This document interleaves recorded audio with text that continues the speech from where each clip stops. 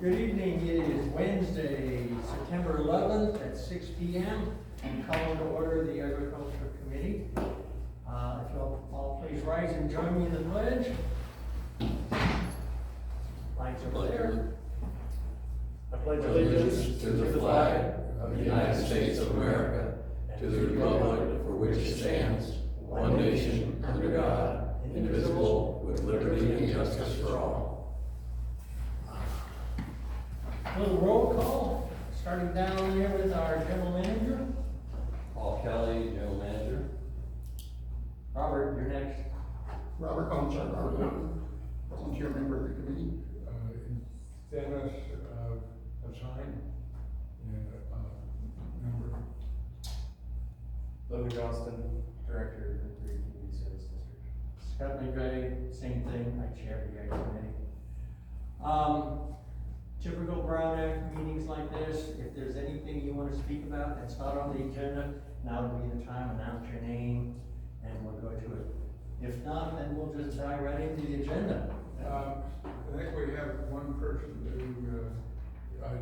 will you please give us a vegetation update? Oh yeah, that's on the agenda. It's on the agenda. Yeah, it's on the agenda. See? If it's not, then. Yeah, just go up to the podium. Well, yeah, when it's time. When it's time. Well, I thought, No, this is open time for things that are not on the agenda. this is, fire-wise vegetation. Oh, so it's different, okay. Yes, this is, please come up, and please announce your name, please. My name is Maureen Tagbert, and I'm the district manager of the Western Shasta Resource Conservation District. We just say RCD because it's easier. We are doing some fuels reduction work with CAL FIRE. We've been doing it for the past couple years, and we've been working with the Firewise Committee for Happy Valley, trying to help them maybe explore ways to get additional work funded. So the CAL FIRE project that we've been doing in Happy Valley for the last couple of years is on the big one on Canyon, and then in those communities on private lands that border Quick Creek, the gorge there. So we've been doing many years worth of work. We're going to be doing additional fuels treatment. We have it out to bid right now, so we're going to be doing, I think, up to 170 acres this fall of hand water treatment, more just as much as we can do. And we have a maintenance contract with CAL FIRE to continue to maintain that field break. So the whole field break is about 500 acres. We're going to be adding an additional new 70 acres to that, so it'll be close to almost 600, and we're just going to continue to maintain that for the next That is big. Excellent. until we run out of the money. So hopefully we'll get at least 2 more years of treatment. We do touch-ups with hand crews, and then we also do herbicide work. And so that's kind of our big field break in Happy Valley, and then like Dennis mentioned, we're trying to work with the Firewise communities out here to hopefully get some additional fuels reduction work done. Excellent. I have a question. when Yes. you're done. I saw in the news, and I know it's been brought up, that there is a chipping program, and is there a time that they'll be coming out to Happy Valley as one of those locations or not? So that's the Shasta County Agriculture Council, and we will be helping them with those chipping events.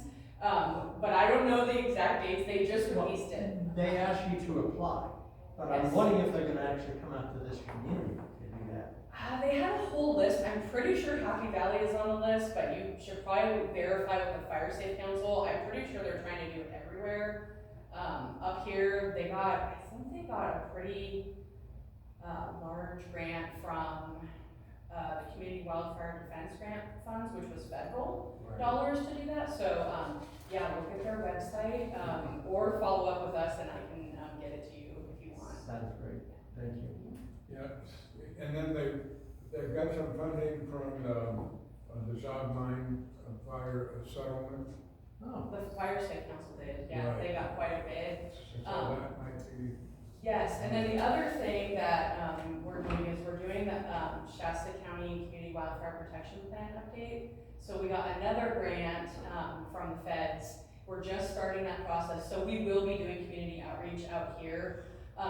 We're gonna be doing it all over the county from mid to late October until mid to late November. So there will definitely be a Happy Valley meeting. excellent. Yes. And if you can give us a heads up onto a time frame, we can probably get it into our newsletter. Okay, we will do that. All right. Yeah. Thank you. Yeah, thanks. Thank you. Yes, Yeah. if you can send me an email with the information, and then I can get it in the newsletter. I will do that. Maybe even put it on the school marquee. Right, that'd be awesome. We have a good relationship with them. Okay, anybody else? Then we'll move on to the, agenda. Up first is me with an update on our farmer's market. It's coming along. The last one we had, almost 3 weeks ago, rained on us some. We still had a good 80 customers come through. We had 2 new vendors, a couple who didn't come out in the rain, so we still had 8 vendors.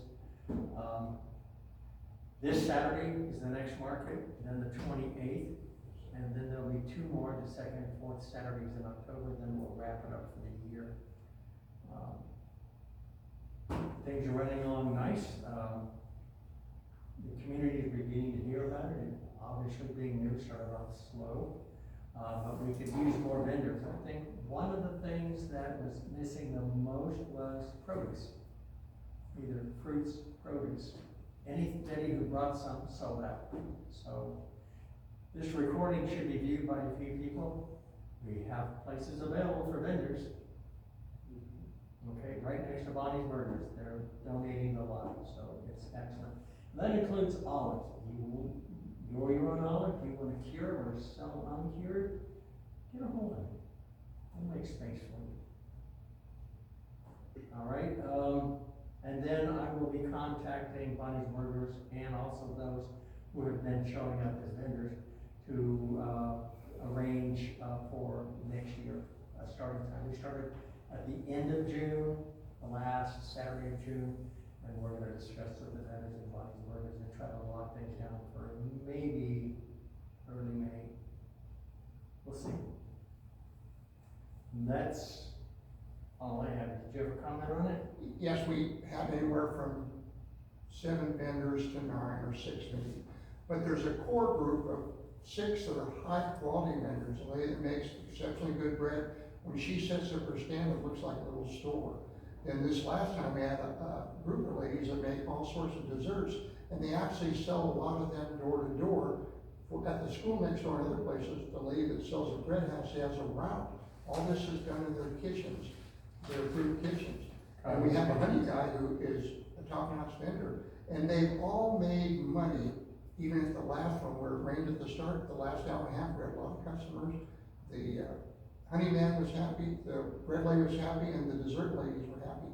And we have 2 or 3 others that are solid vendors. So it's going well. It's a great foundation for the future.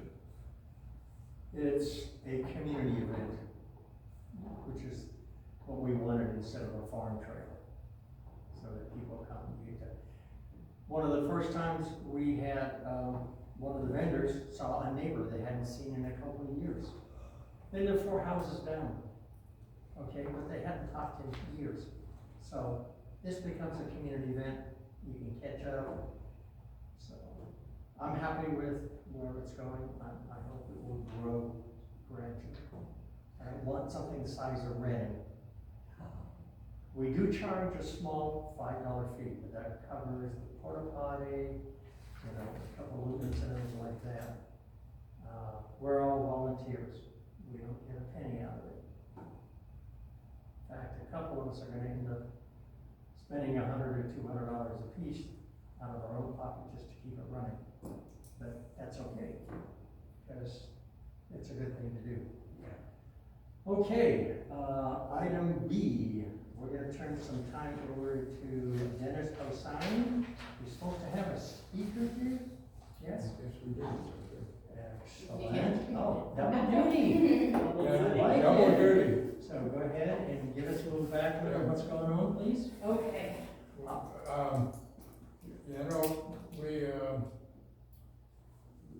We talked about forming an association or more than that, co-op. And so we might need a little funding for that. And we've also talked about maybe we could get a processor, the olive oil processor, mill, a small one. So one problem we got is the buyers are all down south. And so the trucking costs are huge. And that takes a lot of the profit away. If there's something goes wrong at all, then there's not much room, you know, to make a profit. And you know, to do something like that, we wouldn't need some outside funding. And Western Shasta, I think this would be kind of a brand new branch for them, but they do grants. That's what they do. They live off grants. They're an agency, but they haven't got or they don't get funded by the state. Maybe a tiny bit, no. No funding. And so they live off of grants, but they're very good at it. They've got a large staff to get projects done, to get the grants out there and get awarded and get them done. They're doing a lot of fire breaks, a few breaks, and plus a lot of stream restorations, salmon work, the river. So,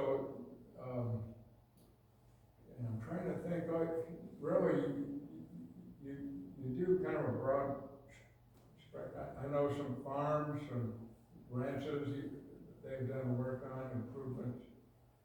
So, well, why don't you tell us what you think we might be able to play off each other and to get things accomplished. Okay, I brought some of our kind of little brochures, if everybody wants one. I'll give it to you. And then if y'all want to check it out. So I'll just give you a little bit of background about what a resource conservation district is. Basically, resource conservation districts were kind of like the local answer to an NRCS office. So we were originally Soil Conservation Services. Our district was established here in 1957, so we've been around for a while.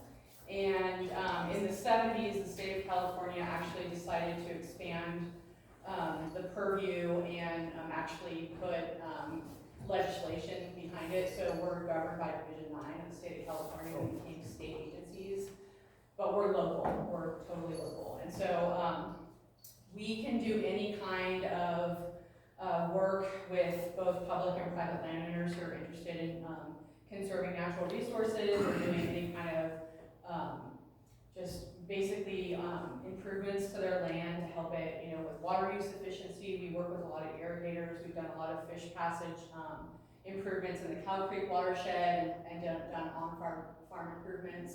We work a ton with NRCS. NRCS has EQIP programs and things like that, and we help kind of work with NRCS to kind of get folks on board for that. We're doing a ton of forestry work through the EQIP program now. So we have a registered professional forester on staff.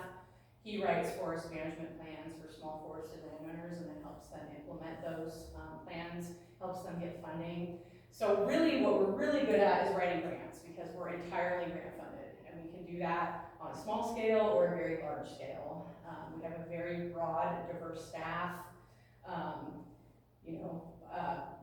I'm a forester by profession, but I ended up at the district, and I've done lots of different things. I've worked there since 2008, and now I'm the district manager. And yeah, we haven't been very ag heavy lately, but one of our directors, Bob Bailey, he used to be the director of the NRCS office up here, and he's been encouraging us to get back into doing more ag-related stuff.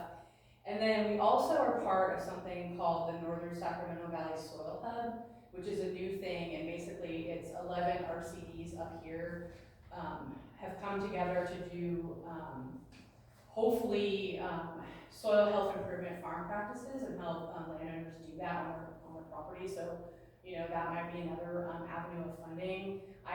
We have a coordinator who coordinates the soil hub for us, so I picked her brain because she went to UC Davis and she's like an ag whiz.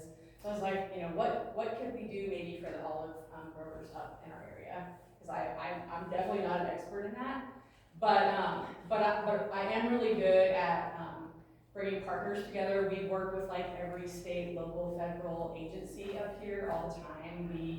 Our strength is our network, and so if I don't know the answer to something, I can just reach out to, you know, someone local and ask them, you know, how to do this, or use the Soil Hub network or the RCD network. So that's really my kind of power here, is that if I can't get you this assistance that you need, I can ask someone who maybe can help me figure it out. So when I was asked to speak here tonight, I said, okay, well, how, you know, what kind of funding might be available for forming maybe an olive growers collaborative, or, you know, getting you guys access to some funding to make, like Dennis described, your processes a little bit better for distribution. And it's overwhelming when you look at ag funding, like through the Farm Bill and things like that. There's like so many programs, it's really hard to sift through what would actually be helpful. You know, there's lots of different application processes, there's lots of different programs, whether you're eligible or not. So one thing is that I noticed is, you know, if you have nonprofit status, like if the community service district has nonprofit status, or if you form an olive growers collaborative that then gets nonprofit status, that opens up certain avenues of funding. Or if you had a fiscal sponsor like the community services district or the RCD, we could apply for funding through certain avenues, and then we would just distribute it to the olive growers collab or whatever it ended up being. Or if you just wanted to purchase equipment, we could look for, you know, specific funding for that. It's kind of like the sky's the limit. You just kind of have to think of what you might want. And we can talk more about that. You know, you guys can bring more people in if you think you have more growers that might want to be involved in this. It's kind of just like, you know, let's start thinking about it. Let's start developing a plan, and then we, the district, can start looking for funding to fund the things that you want to do. And so I don't know if you have questions, but like I said, we do grants is what we do.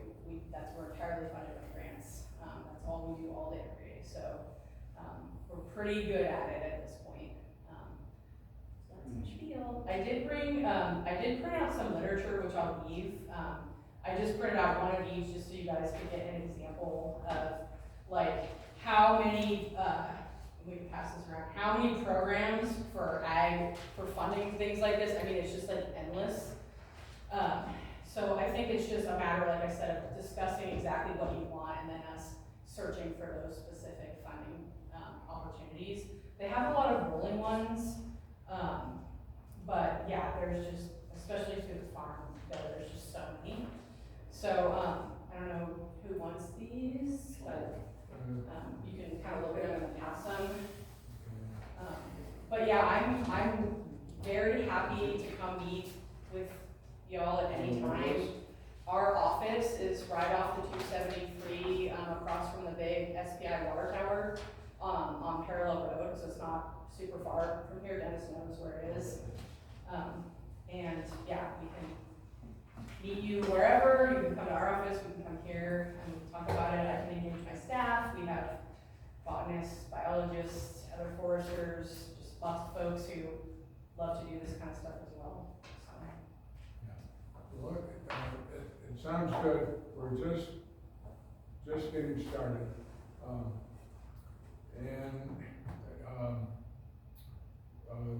Betancourts, which aren't here today, and Mr. Morphin here grows lots of olives.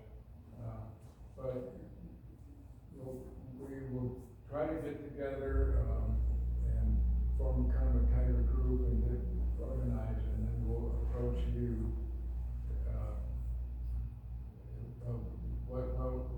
We'll just tell you what we'd like to do, and you tell us what you can do. Okay.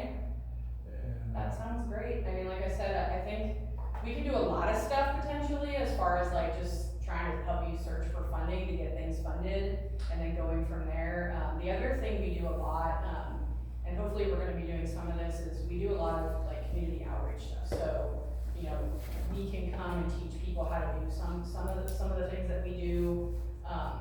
So like if there's like workshopping or, you know, like that kind of stuff, like we're really happy to help host that or to find the right people to be the instructors for that or whatever. We work with the UC extension office a lot, you know, so they Okay. have that kind of stuff.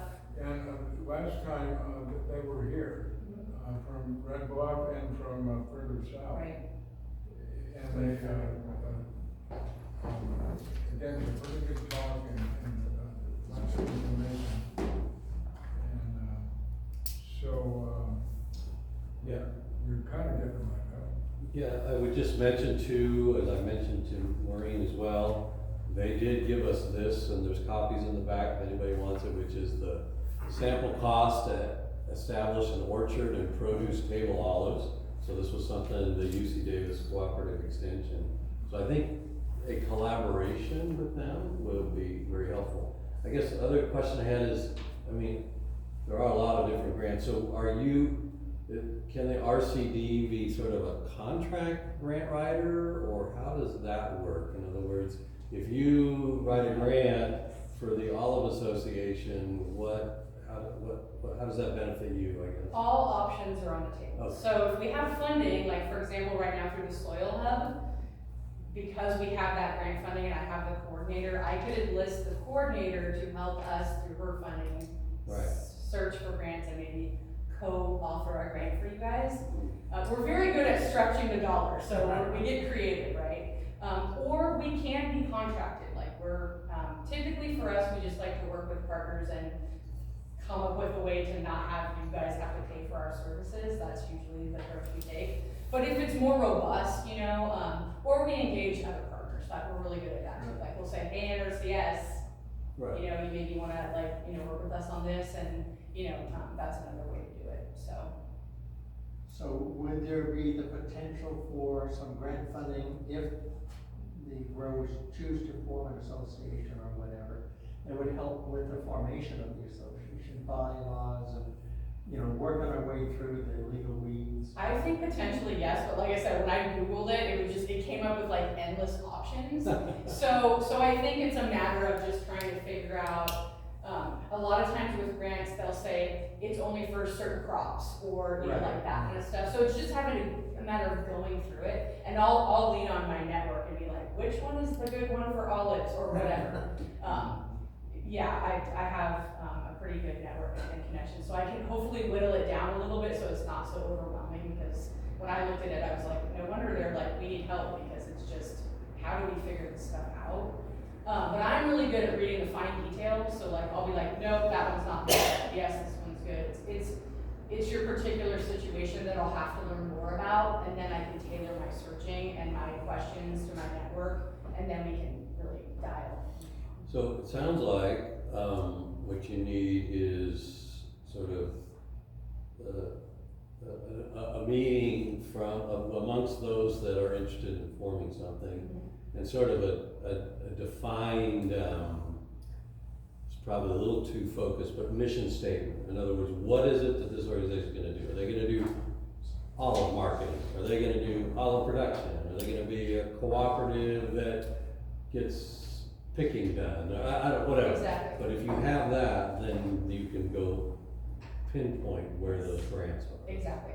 I thought that's what I was hearing. Cause I mean, there's gotta be, I know USDA funded a lot of grants for like co-ops in, you know, for potato growers in Idaho, and there are a bunch of other different things like that. There's tons, Yeah. yeah, there's tons. Like I said, it's just a matter of sorting through all of them. When you look at like the farm bill, it's like, okay, there's, you know, $14 billion, so where do I find my pocket of money or whatever, you know?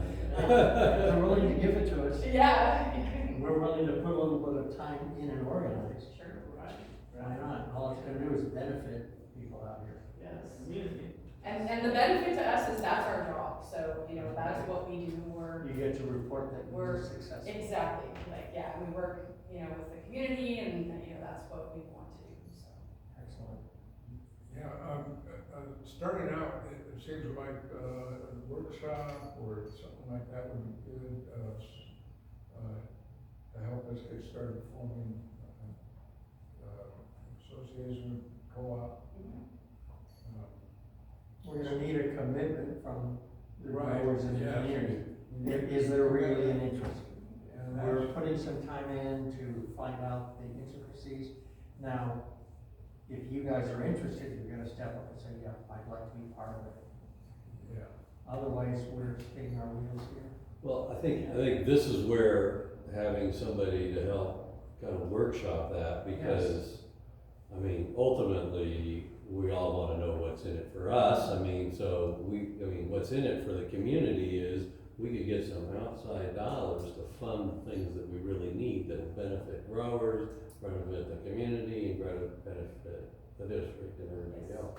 So I mean, I think that's why I'm saying, a workshop that helps define what those components are, so that you know what you can go shotgun for, to go get money for. I think that's, because I've applied for grants and we get denied all the time because didn't quite fit Yeah. right. You know? Plus, ultimately, sometimes you gotta ask twice before you get a yes. For sure. So, I mean, maybe the next steps for me could be, I could talk to Margot, from the Soil Hub. I could say, hey, there might be an opportunity here, for us to maybe, do a workshop, see what she says. They might be able to support that through the hub. And then, go from there. And if she says yes, then maybe I can try to enlist NRCS, the UC Cooperative Extension, and we can all come speak together and Yeah. tool something up. Because, definitely when writing proposals like this, the more partners you have, the stronger the likelihood is that you might get funded. So if you can show a lot of community collaboration, obviously the Community Services District could be a partner as well. So, yeah. I think at some point, some point in the stage, we have to, get people to sign their name. We'll have to type up something and say, are you, gonna join in?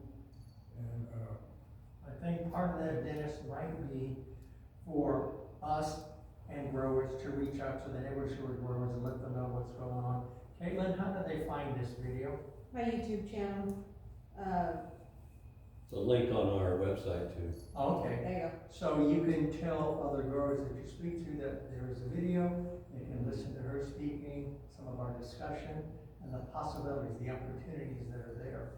So that the next time when we do a workshop, we'll have sufficient people here to do something about it, to benefit the community. And I should have this video uploaded by the weekend.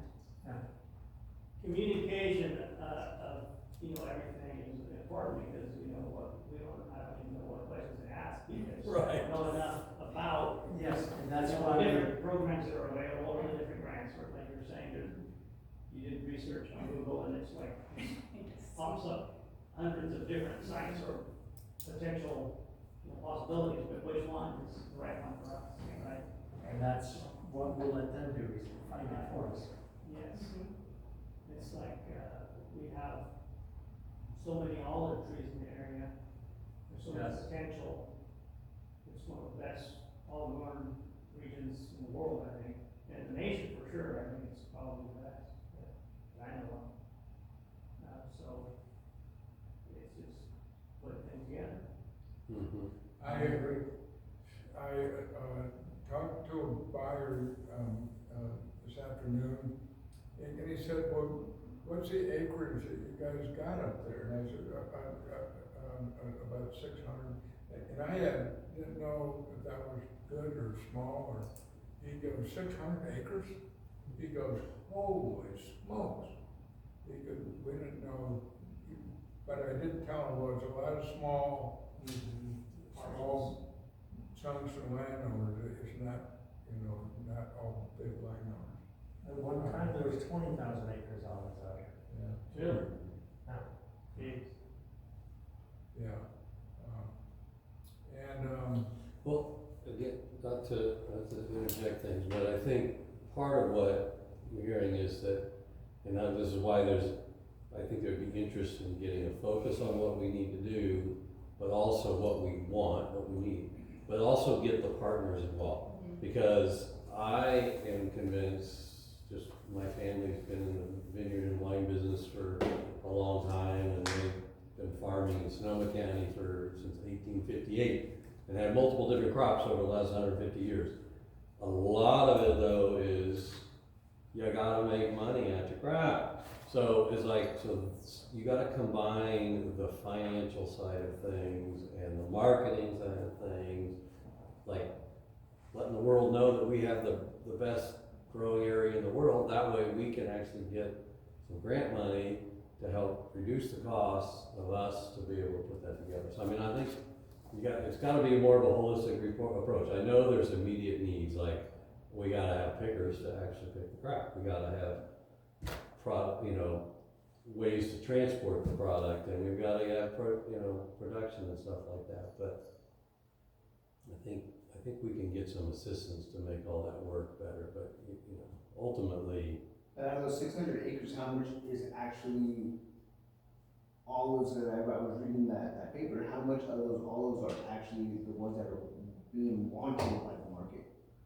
right? I mean, I think we need to know that. Yeah. I'm guessing half, but I don't know. I'm just pulling it off. It depends on the market. Yeah.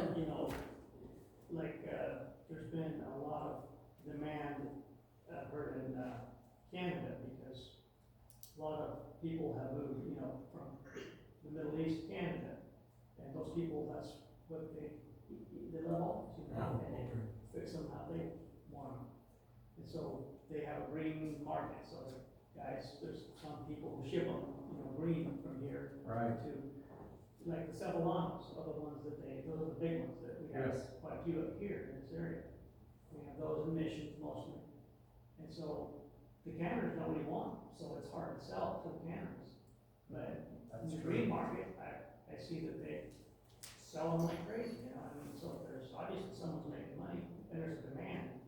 I heard that, the demand is huge, they can't meet the demand, they sell as much as they can, as much as they have, and then when the season's over, it's just over, because, And that's here. in Corning area, in here too, but, that type of olive can be sold, from Corning or from here, Yes. It doesn't have to go down there. If there's more demand than supply, That's if right. we form an association, we might be able to contract with them to produce or to sell to them X tons annually or whatever. Well, And we want a contract so that we were kind of assured we had a market for them. right, you just like they do, you have a site where these people can start to go and offer your product, and, we have this variety of olive, we have, plenty available, see what interest there is out there, and go from there. Those are all things that we would have to do as we form an association or something. Yeah. And, I'd like to say,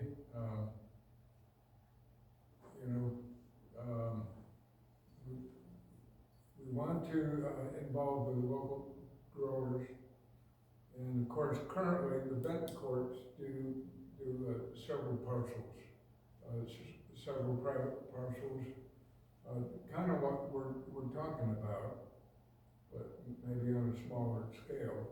But currently, the Benton courts are doing that. And we're not trying to do an end run around them. If we can get something going where the Benton courts would be involved, that would be fine. That would be great. Because they've got the knowledge, experience, they've got it in you, and we're not trying. I mean, I've talked to one buyer, but I know Benton courts know generally the buyers and what they're paying and everything. So we could certainly work together with them. It sounds to me like the easiest way for success is to have an oil processing plant first. I would think so, to make the oil, Not because it's the least necessarily. expensive. Not That's something green. Well, that depends, the variety you have. That's Like, right. The missions, they're for oil, Right. and there's always demand for that. You know, I mean, the Manzanillas, they want those down there in Corning and Bell Harbor. But, they have a lot of oil also. They can, Oh, they're, really? they're, you know, dual purpose. Okay. They quite a bit of If oil. you have an olive that for whatever reason is not exactly what this buyer wants, it can still be made into an oil. Yes. It can still be pressed. So if worse comes to worse, we can press the best and the worst of olives. And I believe an olive press is not all that expensive. We could certainly come up with a design for a small plant on acreage somewhere. Some of the designs would be available on the internet. There's growers in Corning that may be friendly and tell us. There is an olive oil business run by the Rebel Union High School, Viking Olive Oil. Are you familiar with it?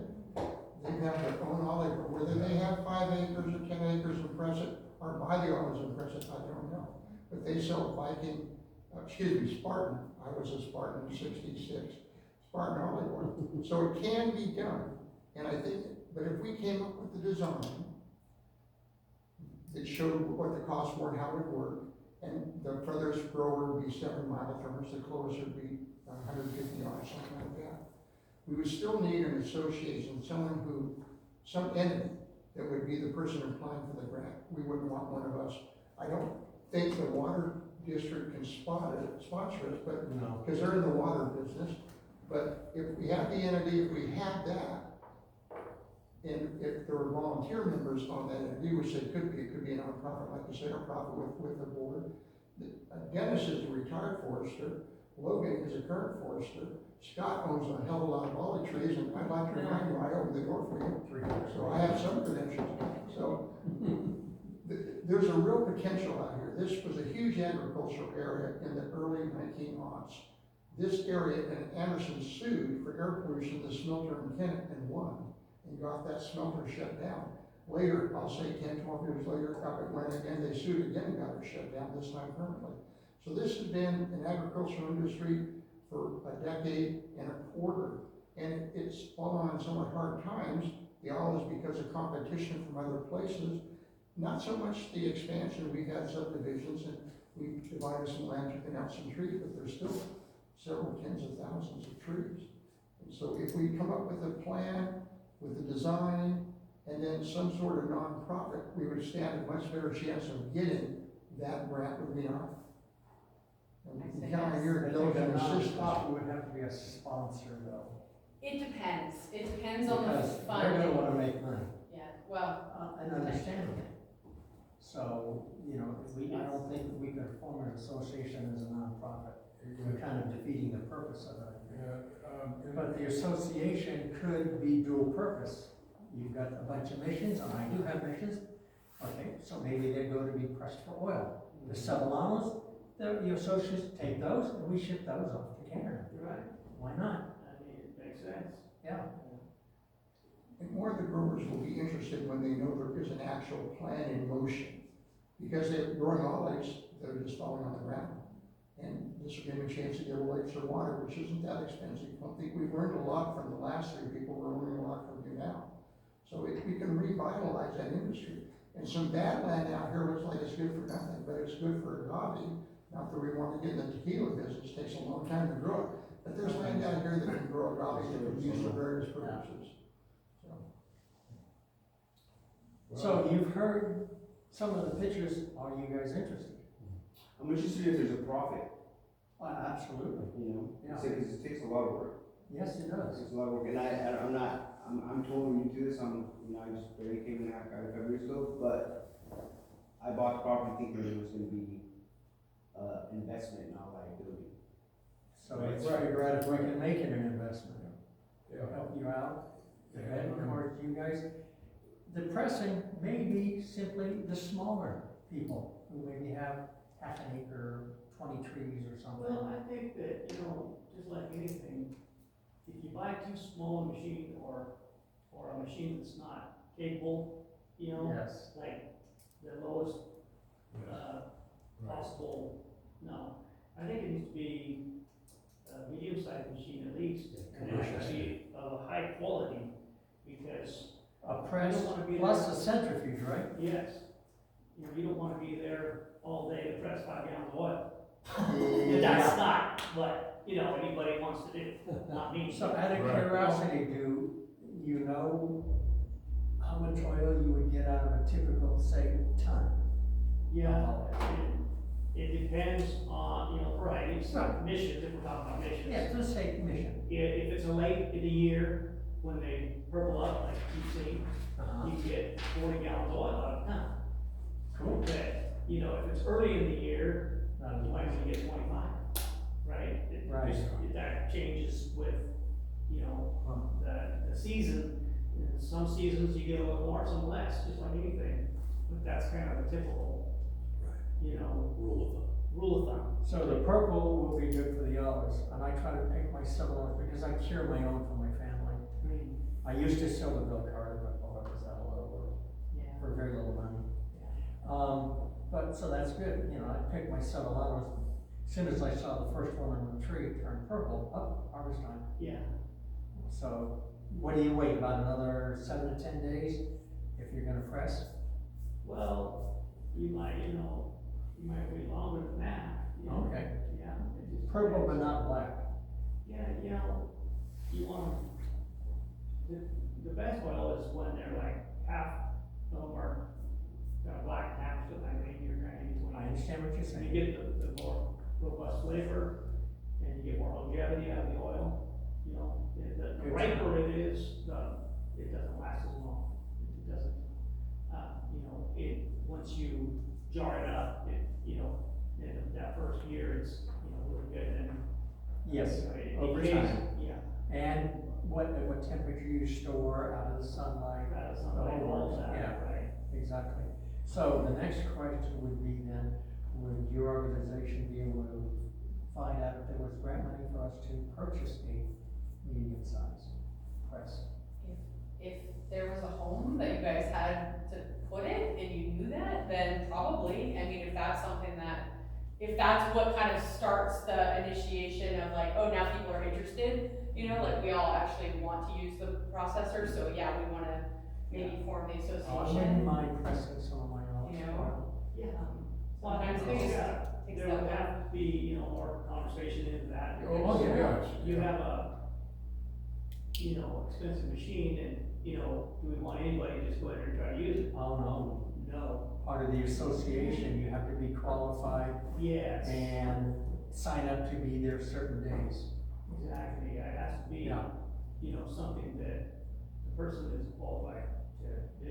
That you can And run we a would run machine, clinics to train people something- and let them something- have hands-on as an assistant, and a qualified person works with them and then eventually certifies them to be able to do it. A whole process. Something like that. I understand. In your opinion, could a person, such as, let's say, the manager of this association, give this patch of 200 trees grade A, this patch grade B, that patch grade B, C, A, and then we harvest A's at one time, we harvest C's at one time, harvest B's at one time? Something like that, is that a practical aspect? Everything that is on the tree that is alive should be all number one. That'd be number one? Yeah. Okay. Yeah, I mean, one thing, I'm talking Dewey,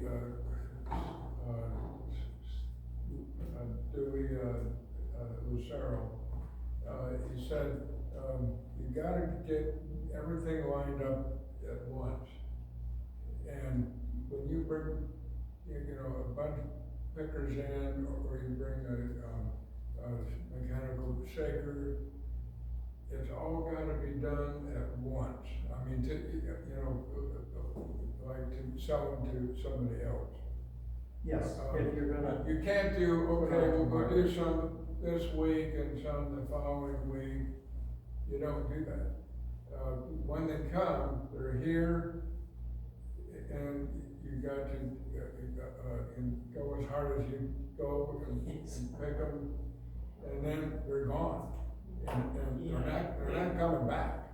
they wanna get them, you know, once they're off the tree, they wanna get them in their mill within 24 hours. Yes. Milled up, and that's the best quality that you're gonna get. So they go through like locusts, So- whatever they can, then move on.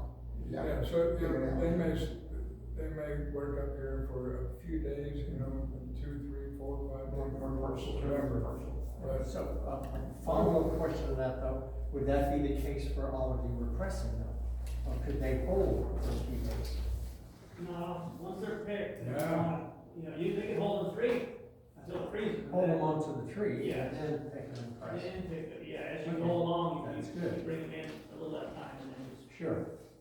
yeah. So you'd actually then schedule property owners, this is your press period, this is, you know. Okay. Well, Makes sense. not, I mean, we're not experts in the operation, we have those that are here, but I think if you had a press within the Happy Valley confines, you wouldn't be harvesting everything all at once, throwing it Right. all into a truck, then run it down to Corning. Right, You would be right. processing, you'd be picking and processing, and you wouldn't wanna pick it all more than what you can process within 24 hours. Right. Right, I mean, your business practice is gonna be a little bit different if you have Right. something local, so I wouldn't get the cart too far in Oh, front of the no. horse. No, This- We're just talking.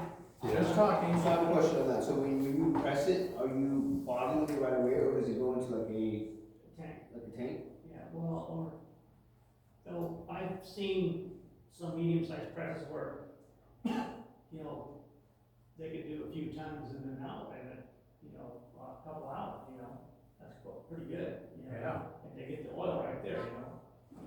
They have a container, and then you just fill up the container. Then you fill up the individual bottles. Yeah, the 5-gallon container or a drum, Right. and then they just fill that up. When they're done, they close it up, and off you go with the oil, that same day. Now, don't they filter the oil or not? You can specify how you want it, if you want it filtered or non-filtered. And then what's left over can be cattle feed. Yeah, because there's always gonna be the waste, Yep. and, that can be scattered in the back of the orchard, or, you know, Yeah. or can be used for, you know, feed for goats or whatever. So that's a potential market too, if you sell that, to pick up a little for the association. I was gonna say that's a potential market, because what Welch's Grape Juice does is their local vineyards, the people will pick their grapes, take it to the factory, turn it in, and they get money for turning in X, you know, number Right. of weight. At the end, when they're done processing, they then resell the waste back to the farmers Sure, at in a totes low or amount, something. and then they go fertilize their Right, vineyards with the pulp, the leftover. makes sense. Well, we're kind of getting, you know, a little ahead of the cart, Yes. so we kind of need to, you Sorry. know, Just probably reach out to the other I know, we're growers just and talking. find out if there's enough interest. Right, I think that's the next step, is let's find out. yeah. I'd be interested in joining. Yes, I'm on the water district board, but the district is trying to help facilitate that. So I'm willing to help out as an olive grower, not as a member of the board for the district here.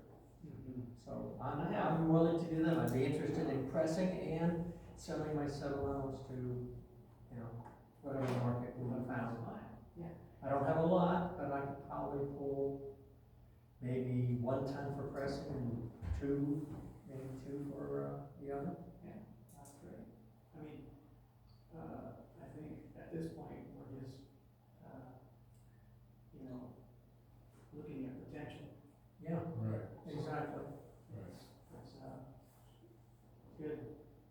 I think the next really then is reaching out to the other Yeah, growers. in my situation, I'm still working full-time, and, you know, I'm pretty busy with everything that I've I got understand going. it, and it's gonna be picking season in about a month. Yeah, it's already started pretty much in Corning. Oh, corning, yeah. In here, it's getting ready to. It's good, well, mine aren't quite plump enough.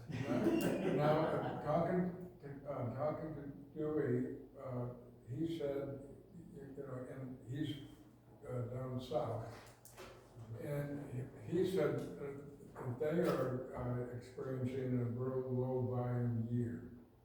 So I don't know if that's the same here, or, They, we had a huge crop in manzanillas last year, which is what they grow, what the demand is right now for commercial, Oak Harbor, they buy 10 to 20,000 tons of manzanillas, and they buy like a few, 4 or 5,000 ton of cebullanos.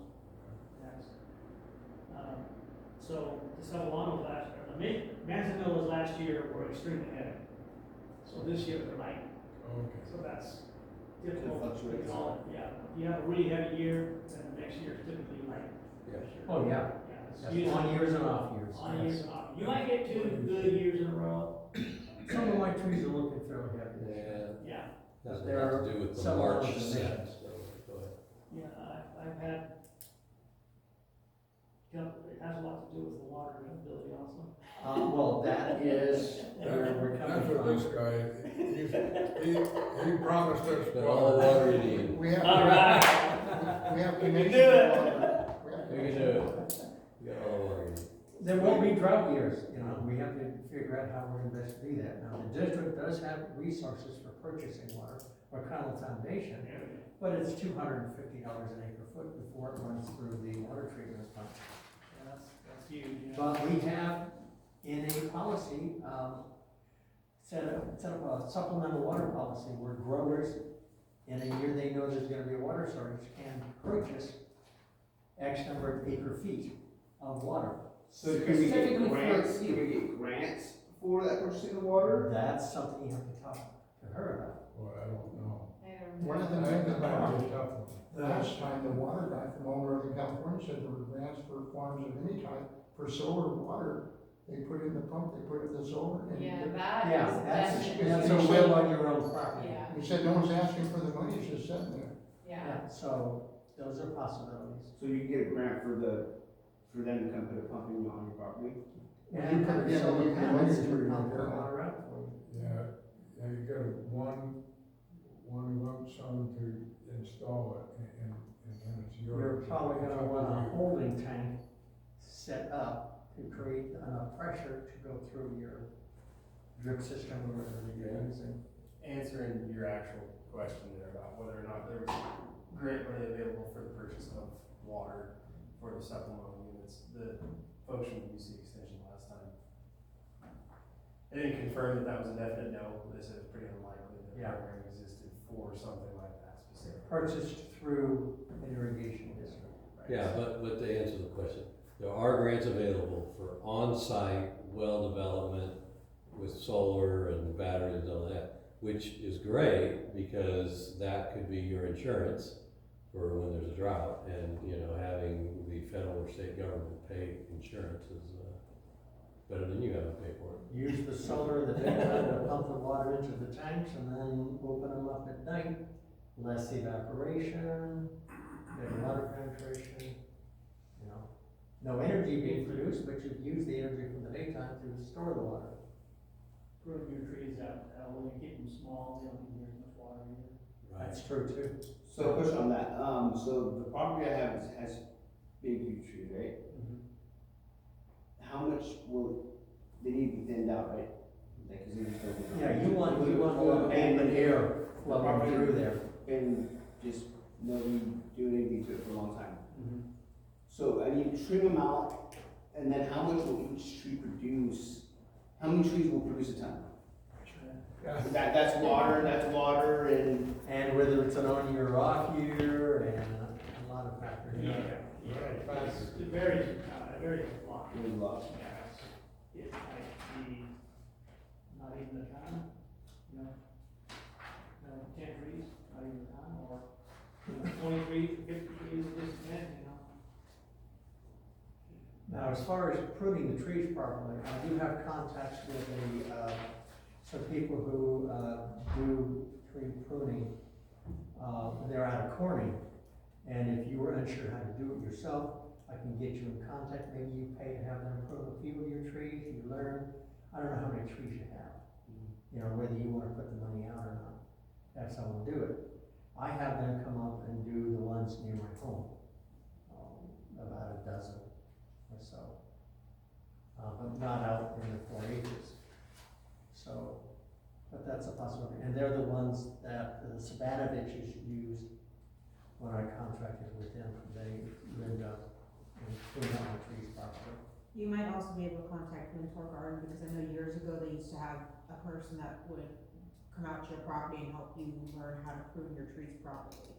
So. Typically not olives though. Right, A lot but of tree trimmers, they don't know they what to don't, do. yeah, or They they have don't wanna no touch clue. it. But, I mean, it's a possibility that there might, I mean, it's been years since I've talked to him Right. about that, but. I think maybe that you see, extension could stop out there. Well, there's a possibility, Sure. reaching out to someone else to help you out. Well, appreciate you Of course, stopping in. if you have any questions about anything that I shared, feel free to reach out to me anytime. Okay. And then, yeah, we can follow up, when you guys think maybe you wanna, we don't wanna do it during busy season, so if we can kind of think about a time, that would be good to kind of start doing some outreach. The other option too is, if people are busy, we could do like an interest survey, and put that in the newsletter and say, would you be interested in Okay, this, well, that's an idea. Yes, I like that idea. and then that way it's kind of like, you kind of start to gauge, okay, it's less pressure than doing it in a public forum, like, do Yeah. you wanna do it or not, And then that might be a way to, kind of gauge if people are interested, and then say, okay, we had this many people say yes, now let's contact those people and say we're gonna have this meeting. Okay. or whatever. Well, that would be a good idea. And if it starts small, it's okay, as long Yeah. as people are, Serious. Yeah. Committed to And, being Right. involved. Committed. positive, Yes. Yeah. You don't need Like this guy here. Well, I don't know if I wanna do it because I'm Right, making it yeah. drought. Yes. Well, guess what? Often Even in it's- a drought, you can still get enough because you can probably water the last 4 to 6 weeks and plump enough for pressing. Right. And Often it's these not things totally- spread by word of mouth. Once someone says, oh, that was a really good idea, we actually did it, and now I wanna do it, so. Once you have ball rolling, then people wanna jump on. Yeah, And also the olives with their west water have the best quality, more really. flavor. I'm sure that thing. Less water, what was it, less water? Less water is more quality, more flavor in the oils and fruits too. Good. There's a time to So water even if it they and don't not. know which way, Yes, and you don't want overwater. Yeah. Then they're right, yeah, they become really watered down. Good. The way they used to water here, when it was from the lake, Flood. to the ditch, they Yeah. had about 3 or 4 irrigations the whole season. Yeah. When it was flowering, Huh, Yeah. and I late didn't see summer, and then late before the harvest. Yep, Oh. and late, And yes. they had good crops, and it was, I didn't know that. yeah, Huh, but they pruned heavier, I think, too. yeah, okay, good. Yeah, pruning is a big deal for the trees. You're really opening up the middle so you don't develop what's called olive knot. Because if you develop olive knot, that's not good for the trees and you'll never sell the tree for transplant. So, That's why they don't buy them from Corning. so I got something to ask you. Now, so is it better just to use pictures, or I just heard, you can, squat them, Yeah, but. hit the branches and, That, opens up the fruit, and then you immediately start to oxidize and lose quality. And, they hit the ground, they get, whatever on them. What about combing? Like Yeah. apparently in Italy, they do a combing of the branches. Yeah, More for the, oil. Oh, that is, Yeah, hand pick is always best, but then if you don't have enough people, then that can play into effect, they have those machines that, those machines cost a lot of money too, it's like $7,000 for one of those combers. yes. It's not cheap, No, it's not. If we were doing that and a lot of people wanted to grow, rip out their trees and put in ones for, the oil, yeah, I would have said, let's try to co-op with one of them, have them come in with their equipment, we pay for the use for a couple of days, go through, boom, boom, and then press. But, that's, I think, years down the road. Yeah. That's, different. Now, What we're trying to do. Dennis, I'm sorry, our last meeting, one of the women mentioned there was a program for a particular type of olive tree, I don't remember if it was for oil or table, and they would give you the trees. So you're saving $4, $5, $6 a tree. Right. So you're gonna have to irrigate the first couple of years on a regular basis to get them established, and then, like you said, just make sure you do the good early and. So, okay, I have a question, seems like you guys have a lot more knowledge from farming or doing knowledge, right? Does anybody else know what else grows and thrives in our soil over here? What rocks? Our soil is what's known as red, silty clay loam, with a loam very light, 5%, about 40% clay, 45%, correction, 40% silt, 45% clay, and 5% loam. I own the acres next door, and I'm growing Blackwell sunflowers, but unfortunately I didn't plant them well. So instead of 600 or 700, I have 80. I'm also growing pearl millet from Guyana because I wanted it all natural, not a hybrid, and that's where I had to get it. It's growing like it was made to grow here. And I'm growing What was that you said? What was it called? pearl millet. It's a type of grain that's used all over Africa and South America for food, and it's somewhat popular in this country for food and also for chicken feed. I'm also growing grain sorghum. There's many types, but there's the sugar cane type that they make syrup, molasses out of the stalks. You still have seeds.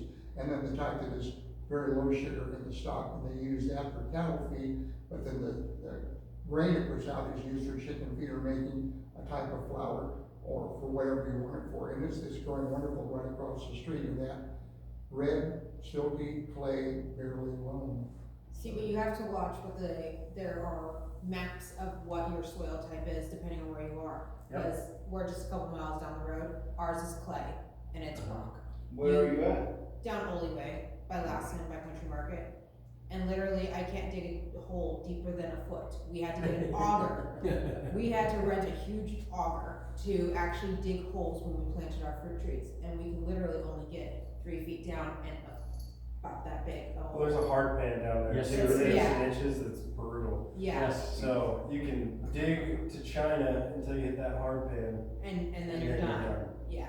So And I got a it just spot on depends mine on where where you're the at. hard pan is down 16 inches.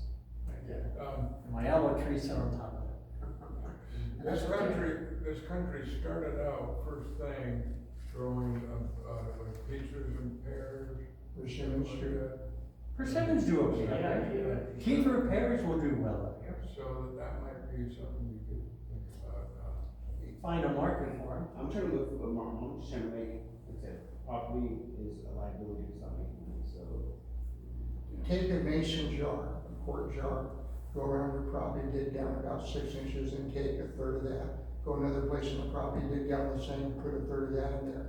Then when it gets about almost full, put water in there, but it has to have enough water to shake it, and then shake it like a milkshake and set it down. And then in about 3 hours, you'll know exactly what your soil is, because you'll have the silt on the bottom, the clay next, and the loam on the top. And I think it takes 3 hours to tell you what your soil is. I had Aqua out there doing some work, and in one case, I had my septic tank put in, and they dug without any problem down to 7 feet and hit water, which worried me because it was in July. And I said, well, what was it her problem? You know, and he goes, no, we had water out here sometimes about 7 feet. Mound of problem. evaporation. So they put that in, and then the guy with the backhoe tore the trees out and wanted them out. And some of those went down like 3 feet, and there was it was still the same soil down at least 3 feet. So there may have been a river through here at one time, but it does vary, I guess, from place to place. But basically, Happy Valley is the red silt clay loam, and it'll grow all sorts of stuff. The old lady that I died, I bought it from her niece, who used to grow all sorts of squashes out there and charge $1 to come in and pick 3 or 4 or 5 of them. And we have pistachio trees out here, but they didn't produce the way the precinct wanted to. There's, I don't know, 1,000 of them, maybe more than 1,000. So they put water in all the droughts. The best estimate I give is of this 1,000 or more trees, maybe 20 died. The rest are kind of small, but every year they break out in blooms, but there's not enough of the male trees to cause many pistachios to come into existence, and they don't pick them anyhow. No. And then there's other small plots of pistachios that I think are quite successful. And they grow walnuts out here, English walnuts. Walnuts and all of them, pistachios, but I've never met anybody who had a successful crop of pistachios.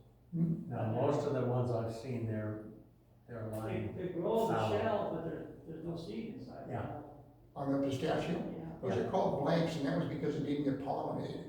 You want one male to every 10 females, and the smart move is to put one in the middle, one at each end, and then you have 20, which you have a couple, one way more than you need, but all that wind will get little And you still need. circular bees. winds, and so and they, sometimes the pollen comes out when the female flower isn't open. So it takes a little bit of luck, but normally you don't get a lot of blanks, but like walnuts and like olives, one good year, one so-so year, one good year, one so-so year. Although they developed this Chandler walnut that has a more consistent year, its so-so year isn't bad. Okay. Gentlemen, Yeah. what are we gonna do next? Well, I think, the idea of putting a flyer in the Questionnaire or whatever? newsletter, Survey. and where somebody can sign and send it back or drop it off. I think that's excellent, and, we can come up with some type of. Okay. If you do the Yeah. survey, you should have some like notation stuff about, one, their address, because if they're sending the survey back in, put their address on there, how many acres they might have, approximation of how many trees they might have. Yeah. So that way, Okay. that's in there as well, so that way you have an idea that when you look at all these papers, you have 30 people, and you have an approximation of an X number of tree and an X number of acreage, and then you can decide there if that's even feasible, because you might have 600 acres worth of trees, you might only have 50 trees on 600 acres. Is it really worth going into the effort and the process for a whole 50 trees? Okay. Now we gotta take notes. Sorry. Yeah, I think the value of the survey is, let's do it.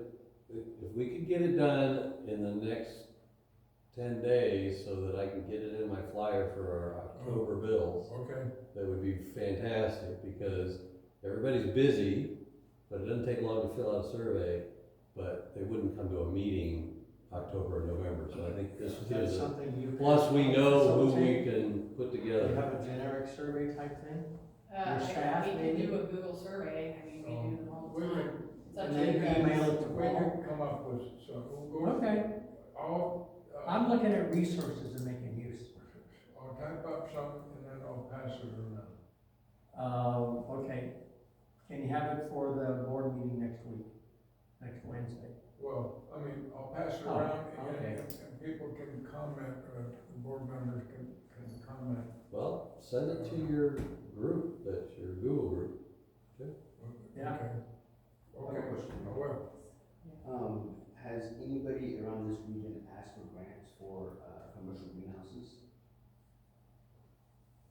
Maybe NRCS would probably know better, and I would ask them, So reach out to her later, yeah. and, she, so she has your contact information, and give her some time to pass it off to staff.